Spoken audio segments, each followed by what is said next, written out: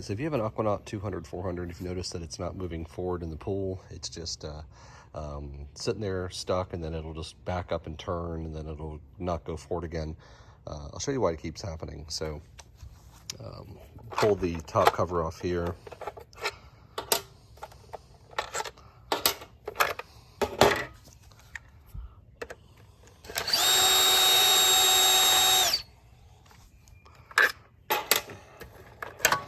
All right, so the problem is this, it comes down to a design issue. If you've ever had I think it's a Pentair Rebel, it's real similar to this thing. The difference here is that right here on the shaft, there is no support piece. So you could say that Hayward or PoolCleaner company, the PoolCleaner, whatever it is, Poolvergnuegen, that should have a piece of plastic right here that supports this drive shaft. So what ends up happening is this shaft here gets too much play right there in it. And you're like, well, how does that happen? Like, I don't know. It's designed like an idiot. So whoever built this and didn't reinforce it with something like right there wants this to fail. It's designed to fail. So after a couple of years, you'll buy a new one, or you'll start having to buy replacement parts that are expensive. So right here, either the shaft gets worn off at the tip, or the gear inside gets worn out. So in this case, it's the gear inside that's worn out. So I'll pull it apart. I got a replacement gear, but the best part is I'm going to show you how to fix it. Begin by popping off the front two tires. Got these little caps here, a little flathead, a little bit of wiggling, and those should pop right off. And do the same thing on the other side as well. There we go. And we'll pop both front wheels off and the hubcaps, and then we'll continue forward. The front wheels are off, which they just pull straight off. We can now get this gear assembly out. And if I remember, all you do is just pull this gear here, or you push it with the white gear right here, and just kind of push it outward, and it'll push the whole assembly, including the bearings, out as well. So, all right, and then that should give us enough clearance to then get the drive shaft out on that side, and to get this big gear out of here. Now, whenever I was checking mine out, I did verify that there wasn't a lot of wear on the ends of the shaft here and here, and I did that with just measuring, or whatever, a slide rule, whatever the correct term is, and they're not worn down. I think I recently replaced them, but here's the thing that wore out. So this is the guy right here, and it wallows out the inside of the gear, right? So this is just a very poor design. The best part is, though, I'm going to show you a way to keep it from happening again, and they can stop taking your monies. It's like this, drive shafts, this thing, all of this stuff adds up, right? So I had already bought mine, so I'm going to replace it anyways. Here's the thing.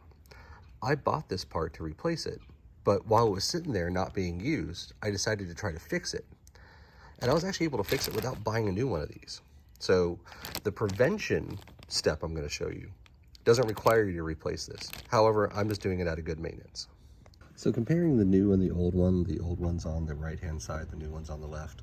I mean, I don't see a massive difference between the two of them. So I'm still gonna put the new one in. However, that swap and play I showed you before in this area could be the result of multiple different things. The fix for this is actually pretty simple. So you see right here, what I've done is I've drilled two new holes, and I was actually going to get my drill to go right through there and right through there. So it didn't really make a huge impact. All I did is I just drilled right into this, so it kind of drills through that to the other side right there, and it drills through this right here to the other side right in there. Okay, no big deal. And I'll show you why I did it in a second, but that's what you need to do before you reassemble it. Okay, so I replaced the gear. You can see there's less slop in here now than there was before. It's not kind of gapping off, but the point is that this should never be designed this way. What it needs is a little help just to keep it held right there. That's what it needs. So the way that we fix it is with a pair of zip ties. And I already showed you before, I drilled the holes right there and right there. And we're going to feed the zip ties through those and use them to kind of help support this gear and that drive shaft.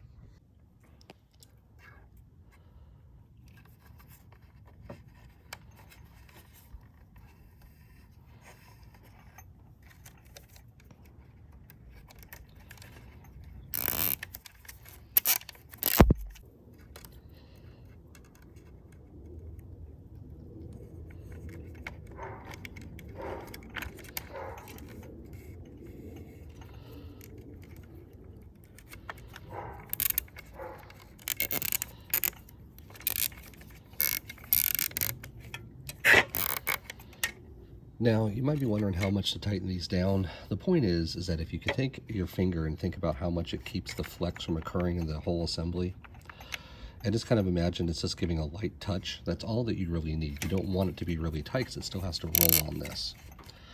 So you just have to kind of figure it out. I would say always do less is more, and then kind of keep testing it. You don't want to have too much flex left and right, but you want to make sure that it has just enough to hold a little bit of tension on that.